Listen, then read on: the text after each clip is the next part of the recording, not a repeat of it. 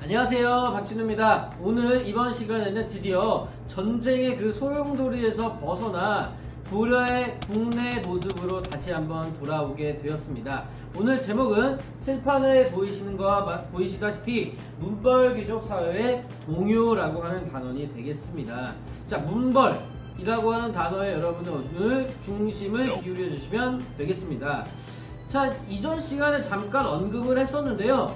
고려가 거란과 여진과의 전쟁을 치열하게 2세기 정도 거치면서 여진과의 전쟁을 강화로 마무리할 때 이때 고려의 엘리트 계층, 지배층은 바로 문벌귀족이었다라고 했었습니다. 그럼 이 문벌귀족이라고 하는 세력이 어떤 세력인지부터 알아봐야겠죠. 그래서 이 문벌에 대해서 먼저 알아보도록 하겠습니다. 자, 여러분들 우리나라의 대표적인 기업들이 어떤 게 있을까요? 그렇죠. 이런 것도 있고요. 이런 것도 있고요. 이런 것도 있죠. 삼성, 현대, LG, 기아 여러가지 등등의 기업들이 있는데요. 보통의 기업들 앞에 붙이는 단어가 있어요. 그렇죠. 바로 재벌이라고 붙이죠. 재벌 기업들이라고 하는데요. 보통의 그런 기업들은 대대로 자식들이 물려서 계속 그 기업의 수장을 맡아서 이어나갑니다. 대표적으로 이건희, 이재용 이런 사람들 있죠. 그런 사람들처럼 대대손손 물려서 이어나간다라고 할 때 보통 뒤에다 벌자를 붙이거든요. 이 문벌의 벌자도 마찬가지입니다. 이 문벌이라고 하는 것은요, 바로 문신들이 대를 이어나간다라고 생각하시면 될 것 같습니다. 그래서 문신들이 대를 이어나가기 때문에 그 자손들이 계속 문신들이다라고 생각하시면 되겠죠. 그럼 그들이 어떻게 해서 그 권력, 재벌에 의한, 문벌에 의한 세력들을 계속 유지해 나갈 수 있는지 그 조건들 먼저 알아보러 가보도록 하겠습니다. 자, 먼저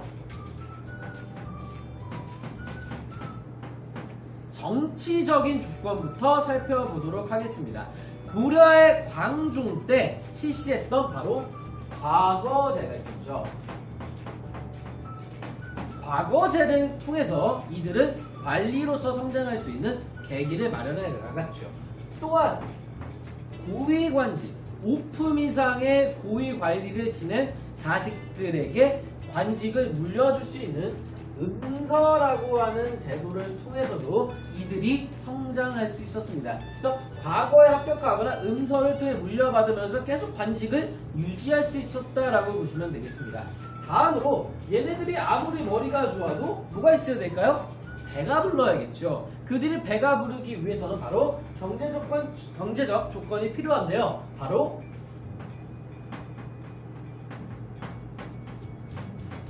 전식과라고 하는 제도를 통해서 이 당시에는 이 관리들이 바로 국가의 공무원들이잖아요. 공무원들은 열심히 일한 대가로 그렇죠, 월급을 받아야 되는데 이 당시에는 돈이 없기 때문에 땅으로 맞죠. 그래서 전식과라고 하는 토지제도와 너네 고위관료로서 너무 열심히 일했으니까 너네 이거 영구적으로 너네가 딱 계속 먹어라 라고 하는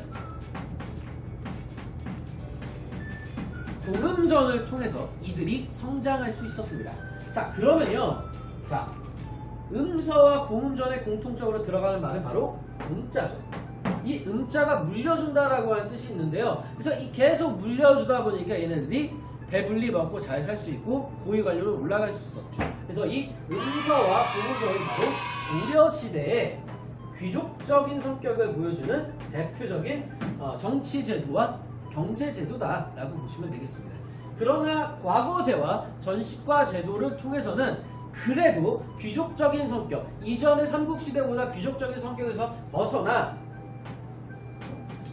관료적인 성격을 보이는 모습을 보이는 제도들이 되겠다. 그래서 문벌들은 귀족적 성격과 관료적 성격을 모두 띠고 있다라고 파악할 수 있겠습니다. 그런데 여기서 더불어서 사회적인 조건이 추가됩니다. 이들은 문벌들은 대부분 남자, 100% 거의 남자라고 보면 되잖아요. 그럼 성인이 되면 바로 그렇죠, 저도 하고 싶은 결혼을 해야겠죠. 그런데 얘네들은 결혼을 한다는 걸 통혼이라고 하는데요. 누구끼리만 결혼해요. 바로 문벌 귀족들끼리만 결혼합니다. 개방적인가요? 아니죠. 폐쇄적이죠. 폐쇄적 통혼권을 통해서 그들은 유지해 나가게 됩니다. 그 문벌들끼리만 결혼을 하는 거예요. 그러면 그 바운더리에 들어가기 위해서는 고위관료가 되지 않는 이상 어렵다는 거죠. 그래서 과거 음서 전식과 공음전 그리고 폐쇄적 통혼권을 통해서 이들은 성장해 나갑니다. 그런데 이 문벌 중에서도 등급이 있어요. 제일 높은 등급을 보이는 사람들은 누구와 결혼할까요? 그렇죠. 바로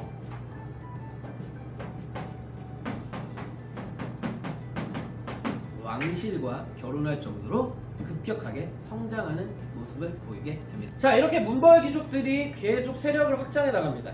계속 세력을 확장해 나간다라고 하는 뜻을 잘 생각해 보세요. 그들이 받는 거는 어느 정도 일정 바운더리는 인정하겠지만 더 플러스 알파를 차지한다고 생각해 보세요. 그렇다고 한다면 과연 누구 걸 뺏어가는 걸까요? 그렇죠. 뭐 조금 낮은 관리권은 아니겠지만 일반 농민들의 땅을 뺏어가 그들의 것으로 만들죠. 그러면 농민들과 문벌귀족은 대립관계가 되고요. 낮은 관리, 하급 관리들과 고위 관료 사이에서도 어느 정도의 갈등이 발생하게 되죠. 나도 열심히 머리 좋아서 공부 열심히 했는데 올라갈 수 있는 한계가 있네.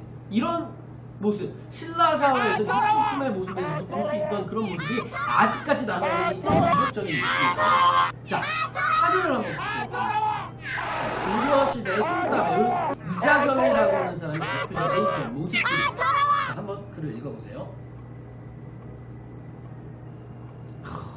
두 번째 줄에 보시면요, 자신의 생일을 인수절이라고 하세요. 예수님 선탈절, 뭐 석가탄신일 이런 거 있잖아요. 그런 거와 마찬가지로 자신의 생일을 국경일로 만들었다는 거예요. 그리고 여러 자식이 큰 집을 경쟁적으로 지었대요. 돈이 남아 도는 거죠. 그리고 남의 토지를 강제로 빼앗고 뭐 마차를 빼앗아서 물건처럼 실어 나갔다 뭐 이런 얘기도 있고요. 집안 국간에 창고에 고기가 너무 많아서 썩었을 정도로 굉장히 부유했던 사람이라고 합니다. 그럼 이건 다 어디서 날까요? 자기의 그런 능력하에 한 것도 있지만 뺏은 것도 어느 정도 있다는 거죠. 자, 이런 시기에 어떤 일이 발생하는지 한번 알아보러 가보도록 하겠습니다. 자, 그림을 한번 먼저 보도록 하겠습니다. 지금 그림을 보시면요, 지금 뭐가 높고 낮고 이 계단 같은 게 있죠. 이것이 상징하는 바가 뭘까요? 그렇습니다. 바로 고려시대의 그런 상인데요. 바로 문신이 무신보다 칼 차고 있는 거 보이시죠? 높은 위치에 보이고 있습니다. 예를 들어서 거란과 여진과의 전쟁에서 크게 활약했던 장군들, 뭐 강감찬, 윤관 이런 사람들 무신 아닙니다. 문신입니다. 그 정도로 고려시대는 문신이 대표적으로 과거 제도에 문과도 없지 않습니까? 그런 걸 생각해 본다면 고려시대는 문신들이 대접받는 사회였다라고 생각하시면 되는데요. 그 다음 사진 한번 보도록 하겠습니다. 그 다음 사진을 보니까 왕 이름, 익숙한 뭐 예종 나오네요. 숙종의 그 뒤를 이은 왕이죠. 그 다음 바로 인종이라고 하는 사람이 나오는데 이상해요. 지금 가운데 뭐라고 써있나요? 그렇죠, 이자겸의 딸이라고 부인들이 다 써져 있죠.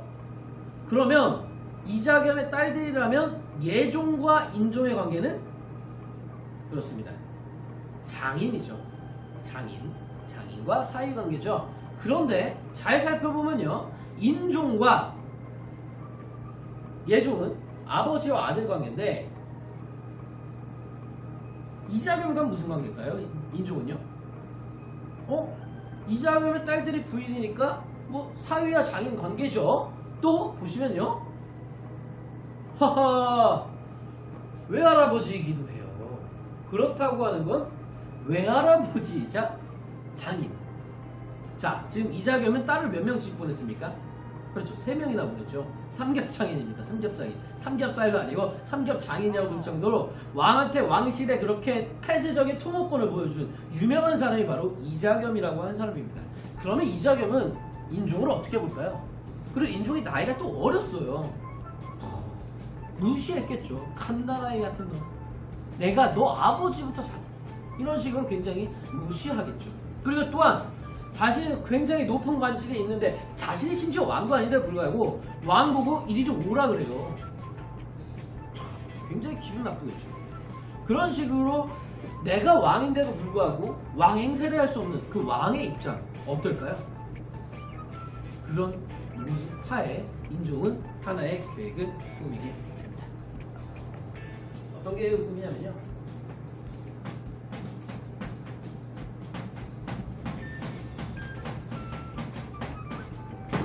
인종이 이자겸의 그런 폭력적인 횡포와 통치 방식, 자신을 왕으로 인정하지 못하는 그런 기분 나쁜 노여움에 결국에 인종이 무서워라.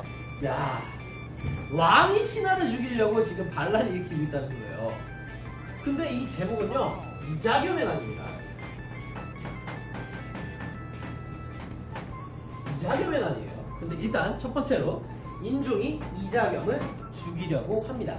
그런데 이자겸을 죽이려고 궁궐에 막 자신의 병력을 투입시켜서 반란을 일으킵니다. 왕이. 그런데 이자겸과 같이 있었던 사람이 바로 그 유명한 서드마스터, 바로 척준경님이 되시겠습니다. 척준경님은 이자겸의 사회로 들어갈 정도로 굉장히 당시 여진과의 연전이 크게 성장한 인물이었죠. 그래서 이자겸과 척준경이 힘을 합쳐 인종의 그런 반란을 진압하는데, 어쩌다 보니 척준경의 동생과 그 아들이 죽는 그런 안타까운 그런 상황에 처해지게 됩니다. 그래서 결국 화가 났던 척준경이 그 궁궐을 아예 다 불태워버리고 인종을 잡으려고 뛰어납니다. 결국에 인종이 밤낮 도망다니다가 결국에 내가 졌소 합니다. 졌어요 제가. 그래서 저는 도저히 이제 왕을 못 해먹겠으니 왕의 자리를 내놓겠다고 합니다. 이자겸에게 저 도저히 이제 왕 못하겠어요. 포기한다고 합니다. 여기서 이제 이자겸이 그래 이제 내가 왕해야겠다 라고 하는데, 주변에 있던 신하들이 이렇게 왕의 자리를 받아들이시면 안 됩니다. 몇 번 더 거절해 보십시오.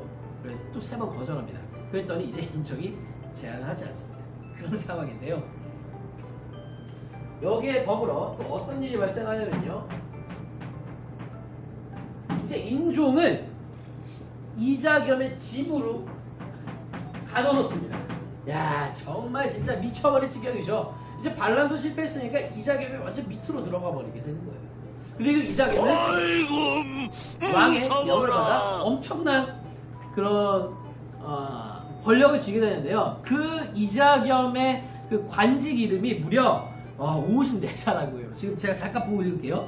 동덕, 추성, 좌회, 현무한사, 양정임의 54자나 될 정도로 굉장히 많은 권력을 가지게 됩니다. 특히 인사권을 장악해요. 관리에 임명을 할 수 있는 인사 장악권, 문신, 무신 모두 다 인사를 장악할 수 있는 그런 엄청난 권력을 가지게 됩니다. 이러던 도중에 어떤 일이 발생하냐면요, 척준경의 노비와요, 이자겸의 아들이었던 이자연이라고 하는 사람이 있었는데요. 이자연의 노비와 척준경의 노비가 갑자기 트러블이 일어나요.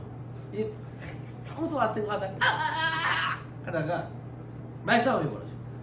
이자연의 노비가 야, 지금 너네 주인이 궁궐 불태워가지고 지금 세상에 이 모양 이 꼴이냐? 라고 합니다. 척준경의 노비는 자신의 주인을 욕하니까 이씨 말도 안 되는 소리 하지 마! 화를 내고 척준경한테 일러바칩니다. 그래? 내가 너 이자겸 살려주려고 열심히 노력했는데 지금 대우가 있다고야? 라고 하면서 노비들의 싸움 때문에 이 둘 간의 사이가 멀어지게 됩니다. 도대체 얼마나 처먹는 게야? 갈등이 벌어지게 됩니다. 돼지 같은 그걸 놈. 보고 있던 사람이 하나 있었으니 바로 인종이었습니다. 인종이 척준경과 이자겸의 사이가 멀어지기 시작하는구나 라는 걸 판단하고 슬슬 꼬십니다. 누굴 꼬시냐면요, 바로 척준경을 꼬셔내게 됩니다. 그래서 결국 인종과 척준경이 힘을 합쳐서 이자겸을 몰아내게 됩니다. 그래서 이자겸이 쫓겨나고 인종이 척준경과 함께 다시 정권을 장악하게 되면서 결론적으로 이자겸의 난은 진압되게 됩니다. 자, 이자겸은 어떻게 됐을까요? 이자겸은 결국 왕에게 지금 이런 말도 안 되는 행동을 했고 임금을 죽이려고까지 하는 행동도 했었기 때문에 귀양 가게 됩니다. 근데 귀양 간 곳이 어디냐면요, 바로 영광입니다. 전라남도 영광인데요. 그 전라남도 영광하면 딱 떠오르는 음식이 있어요. 바로 굴비죠. 굴비의 한자는요, 굽힐 굴자에 안이 빌자예요. 굽히지 않겠다.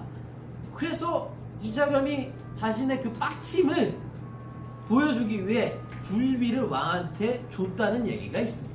그래서 나온 게 바로 굴비다라고 하는 얘기가 있어요. 그래서 이자겸과 이자겸의 아들, 자식들 뭐 이런 사람들 다 쫓겨났고요. 인종의 마누라도 이자겸의 딸들이었죠. 걔네들 다 쫓겨납니다. 자, 그러면 이 인종을 도와 크게 활약했던 척준경 어떻게 됐을까요? 궁신 아닙니까? 그런데 신하들이 하나하나 까기 시작합니다. 아니, 이전에 왕님께서 얘네들을 제거할 때 얘가 불을 지르지 않았습니까? 얘 어떻게 됩니까? 쫓아내야겠죠. 척준경도 결국 쫓겨나게 되면서 이제 인종의 세상이 되게 됩니다. 근데 아까도 얘기를 했지만 이 난이 과연 이자겸의 난일까 아니면 인종의 난일까? 보통 이전에 다양한 난을 보면요, 일으킨 사람들의 이름을 붙여서 난을 붙이거든요. 근데 이거는 인종이 난을 일으켰음에도 불구하고 인종의 난이라고 하지 않고 이자겸의 난이라고 하는 이유는 이자겸이 이전에 했었던 그런 폭력적인 행동들과 그런 부패한 권력 그리고 그런 부패성을 띤 행동들에 대해서 평가하기 위해 이자겸의 난이라고 하지 않았을까 싶습니다. 하지만 이 이자겸의 난을 시작으로 고려 사회는 뚝뚝뚝뚝 떨어지기 시작합니다. 그 이유는 바로 문벌귀족의 부패와 이자겸의 난을 시작으로 하면서 점차 왕권의 쇠퇴 모습이 보여졌기 때문입니다. 이 뒤를 또 불지폈던 사건은 바로 요청이라고 하는 사람의 서경천도 운동이 되겠습니다. 이 서경천도 운동은 다음 시간에 어떻게 벌어진 일인지 알아보도록 하겠습니다. 여러분들 오늘 수고하셨어요. 안녕.